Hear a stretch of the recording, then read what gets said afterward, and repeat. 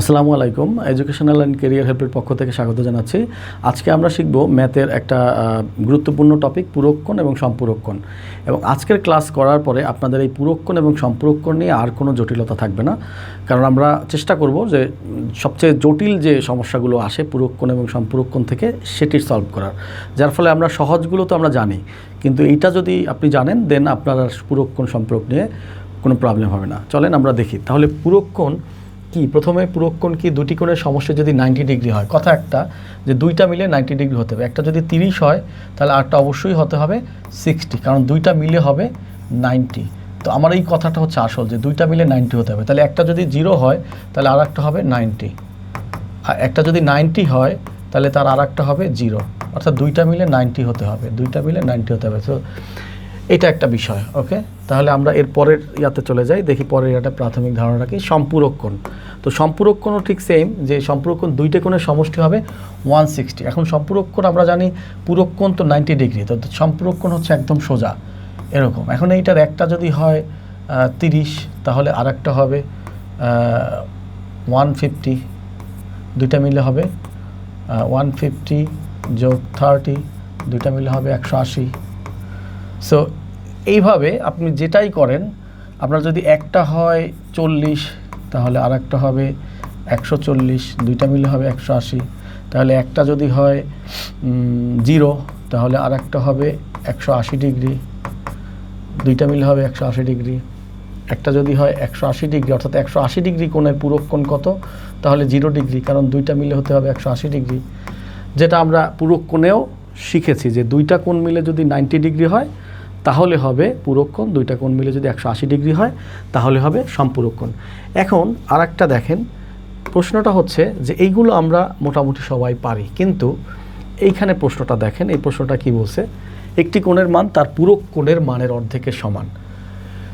একটি কোণের মান তার পূরকক্ষণের মানের অর্ধেকের সমান। হ্যাঁ, আমরা এইখানে একটু জটিলতায় পড়ে যাই। তো দেখেন, কোনো জটিল না, অত্যন্ত সহজ। একটি কোণের মান, তাহলে এই যে কোণের মান, সেই কোণটা হচ্ছে, ধরেন কোণটি হচ্ছে কত, কোণ ধরি এটা ধরেন এক্স, তাহলে এক্স কোণের পূরকক্ষণ কত, এক্স কোণের টোটাল যদি হয় 90, তাহলে পূরকক্ষণ হবে, এর পূরকক্ষণ হবে কি 90 মাইনাস এক্স, এইটা হবে এক্স কোণের পূরকক্ষণ। এটা বুঝছেন কি না?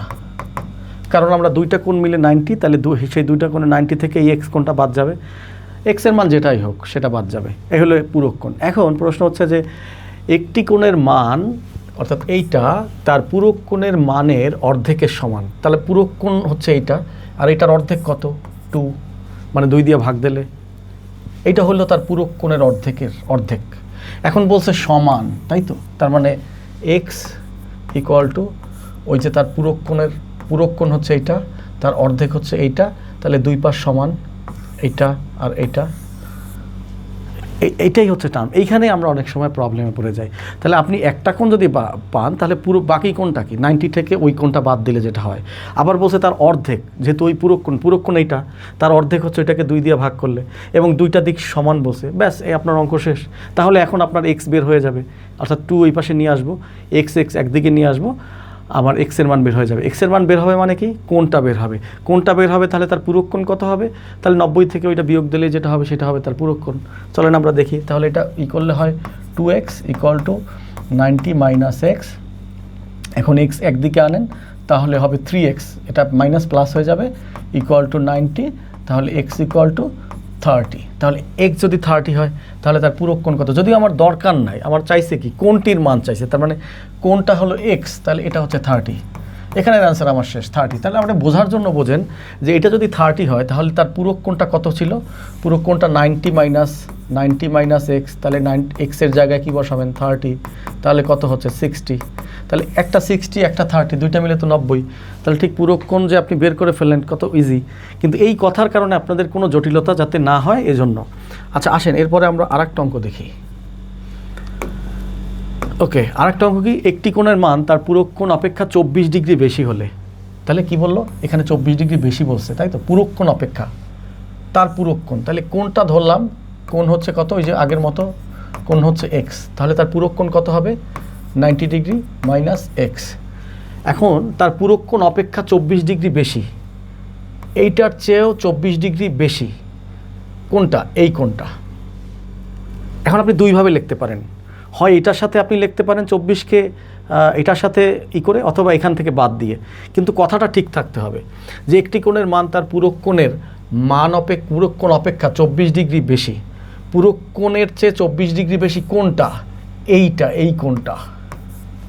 তাহলে আপনি আসেন এক্স প্লাস 24 পূরক কোণ 90 ডিগ্রি মাইনাস এক্স, এখানে তো ব্র্যাকেটের প্রয়োজন নাই, যেহেতু ব্র্যাকেট এখানে দিয়েছিলাম, এখানে দরকার নাই। তাহলে পূরক কোণ অপেক্ষা একটি কোণের মান 24 ডিগ্রি বেশি, তাহলে ওই 24 যদি সরি পূরক কোণ অপেক্ষা 24 ডিগ্রি বেশি, তাহলে এইটা বেশি। দেখেন তাহলে বেশি কোনটা? বেশি, সরি এটার সাথে 24 যোগ হবে, তাই তো? এটার সাথে 24 যোগ হবে, এটা বেশি 24। অথবা আপনি এখান থেকে মাইনাস করবেন, এক্স মাইনাস 24 যদি দেন, তাহলে আর এখানে দেখার দরকার নাই। বিষয়টা দেখেন কত সহজ। আপনি দুইভাবে করতে পারেন। কথাটা বুঝতে হবে যে হয় হচ্ছে এই কোণ থেকে 24 বাদ দিলে, যেহেতু পূরক কোণ অপেক্ষা 24 বেশি, তাহলে পূরক কোণ অপেক্ষা 24 বেশি মানে কোনটা বেশি? এইটা। তাহলে এই 24 বাদ দিলে এটা সমান হয়। অথবা যদি পূরক কোণ অপেক্ষা ডাইরেক্ট বেশি আপনি মনে করেন যে হ্যাঁ এই কথার সাথে একদম মিল রেখে বলবেন, এটা ধরতে আপনার কষ্ট হচ্ছে, তাহলে আপনি লিখবেন ওই কোণটা হচ্ছে তার যে পূরক কোণ তার চেয়ে কত ডিগ্রি বেশি? তার চেয়ে হচ্ছে 24 ডিগ্রি বেশি, 24 ডিগ্রি বেশি। এখন আমি দুইভাবে করেই দেখাবো। এখন আসেন আপনি করেন, এই এক্স এই পাশে নিয়ে আসলে হবে 2x আর 90, আর এখানে হচ্ছে 24। হ্যাঁ, এখানে যদিও এটা 90 ইংলিশে হয়ে গেছে, এটা 90 দিয়ে দিলাম আর 24, তাহলে কত হয়? 114। 114 এক্স কত হয়? এক্স হচ্ছে হয় 5 দুগুণে 10, 14, 7 দুগুণে 14, 57। তাহলে এক্স হচ্ছে 57। এইভাবে বের করা যায়। তাহলে এখানে হচ্ছে একটা 57 আর একটা 57 বিয়োগ করলে যা হবে, 57 বিয়োগ করলে 7, এখানে 3, হাতে 1, 1 আছে তো 1, 5 আর 1 6, 6 আছে তো 9 হবে 3 হলে, তাহলে 33 একটা 57 একটা, দুইটা মিলে আমরা পাইলাম 90 ডিগ্রি। কিন্তু আমি এইভাবে না করে যদি এইভাবে করি, দেখেন এটাও কিন্তু হবে।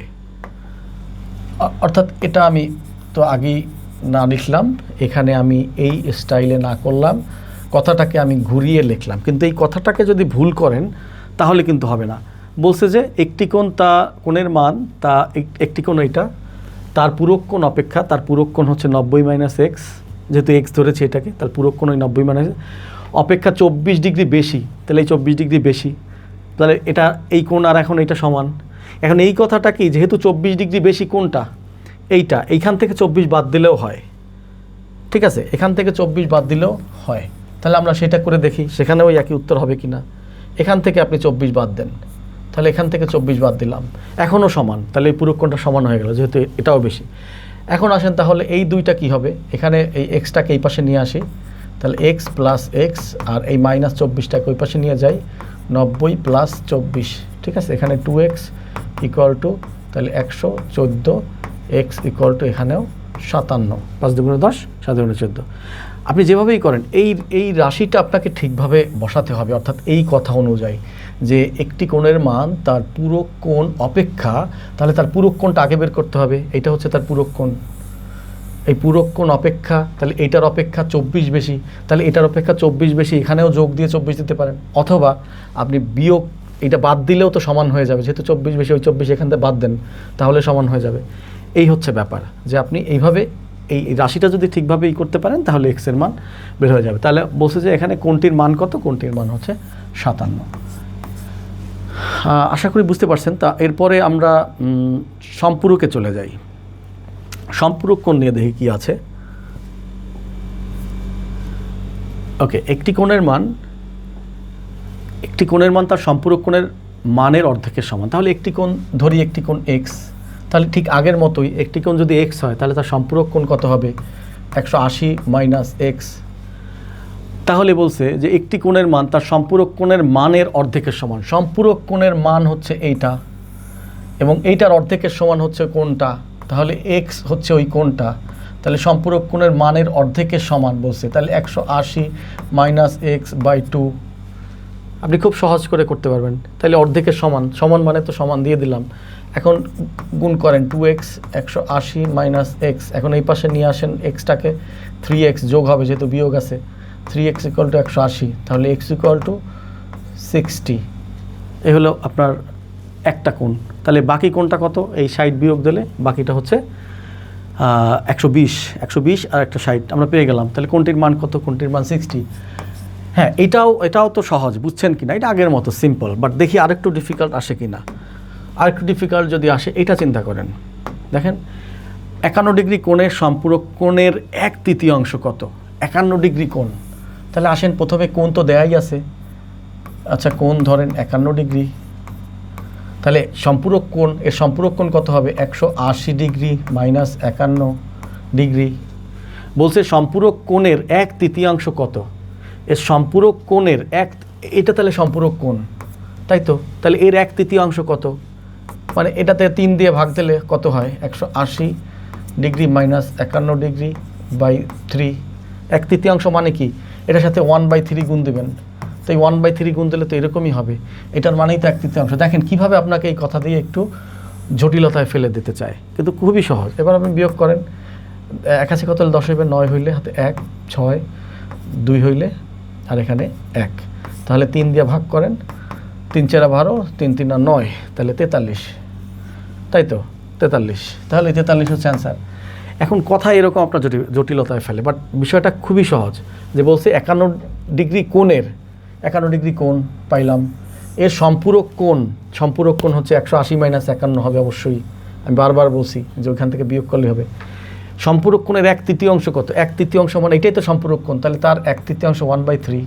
তাহলে এটা হলে এরকম হয়, 3টা নিচে যায়, উপরে 1 থেকে গুণ করলে এটা হয়। দেখেন বাকি সহজ। এখন দেখি আমরা এরপরে আর কোনো জটিল অঙ্ক আছে কি না এগুলো দিয়ে। এই একটা অঙ্ক দেখি, এটা আমরা যে কোণ এ কোণ বি পরস্পর পূরক কোণ। খেয়াল করেন, কোণ এ কোণ বি পরস্পর পূরক কোণ, এবং কোণ দুটির অনুপাত 3:2। এইটার অনুপাত 3, তাই তো? আর এইটার অনুপাত 2 আমরা বুঝলাম। এখন কোণ এর মান কত? কত সহজ, বাট এটা কত জায়গায় আসছে, অনেক সময় জটিল মনে হতে পারে। তো আমরা জানি কি পূরক কোণ মানে 90 ডিগ্রি, দুইটা মিলে হবে 90 ডিগ্রি। তো যেহেতু অনুপাত বলছে, আপনি অনুপাতকে এক্স ধরেন, এ ধরেন, বি ধরেন, যা ধরেন, দুইটাই সেম ধরতে হবে।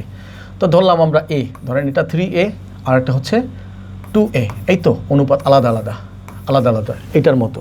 এখন এই 3 হয়ে হচ্ছে এ কোণের মান, বি কোণের মান হচ্ছে 2a। তো যেহেতু বলছে এটা পূরক কোণ, একটা অপরটা কি পরস্পর পূরক কোণ, তাহলে পরস্পর যদি পূরক কোণ হয়, তাহলে দুইটা যোগ করলে আপনার হবে কত? 90, অবশ্যই 90 হতে হবে। তাহলে 90 হলে 5a, তাহলে 5a কত হবে? 90, তাহলে a কত হবে? 90 ডিভাইডেড বাই 5, তাহলে কত হবে? 5 × 5, 5 8 40, তাহলে এর মান হবে কত? হবে এর মান 18। তাহলে প্রথমটার মান কত হবে? কোণ এ যেটা, এ মানে তো 3, তাহলে প্রথমটার মান কত হবে? 3a। তাহলে আমরা যেহেতু অনুপাত আছে, অনুপাত থাকলে একটা রাশি ধরতে হবে, আপনি এ ধরেন, এক্স ধরেন, ওয়াই ধরেন, হোয়াটএভার যাই ধরেন। তাহলে 3 × এর বদলে কি হবে? 18। তাহলে এই কোণের এই কোণটার মান কত হবে? 3 18 54, 3 8 24 4 5 3 3 3 8 54। ওকে, তাহলে এটা হচ্ছে কোণ এ। এখন আমার কোণ এ চাইছে, তো এটা তো 54, বাট যদি কোণ বি চায়, তাহলে আসেন এখানে 18, 2 × 18, 18 দুগুণে 36। আচ্ছা, এইভাবে বাইর না করলেও আপনি তো একটা জেনেই গেছেন যে একটা 54 হলে বাকিটা কত হবে? 90 - 54, তাহলে সেখানে হবে কত? 6, আর বিয়োগ করলে 3, 36। আপনি যেভাবে বাইর করেন, মানে বিষয়টা খুব সহজ, কিন্তু বারবার একটু প্র্যাকটিস এবং হচ্ছে যে আপনার এই ধরনের প্যাটার্নের অঙ্ক করা, যেগুলো একটু ডিফিকাল্ট, বাট সহজগুলো করলে আপনি কিন্তু এগুলোতে বুঝবেন। আমরা সহজভাবে বুঝি যে 90-র একটা 90 হলে আর একটা 0 পূরকের ক্ষেত্রে, আপনার সম্পূরক হলে 180 হবে, দুইটা মিলে 180 হবে। কিন্তু হলেও আপনার একটু ডিফিকাল্ট যখন ঘুরিয়ে আসে কথাটা, একটা অনুসিদ্ধান্ত দিয়ে আসে যে এই কোণটির পূরক কোণ হচ্ছে ওই পূরক কোণের অর্ধেকের সমান, একটি কোণের মান তার পূরক কোণের অর্ধেকের সমান। তাহলে এটা হলে ওই কোণটা ধরবেন, তার পূরক কোণটা বের করবেন, পূরক কোণের আবার অর্ধেক করবেন, তারপর দুই সাইড সমান দেখাবেন। তো এই অঙ্কগুলো একটু প্র্যাকটিস করলে পারবেন। তারপরে যদি কোনো সমস্যা হয়, আপনি আমাদের সাথে কমেন্টসে জানান, আমরা আপনাদেরকে এগুলো নিয়ে আবার ভিডিও করবো। ধন্যবাদ, আসসালামু আলাইকুম।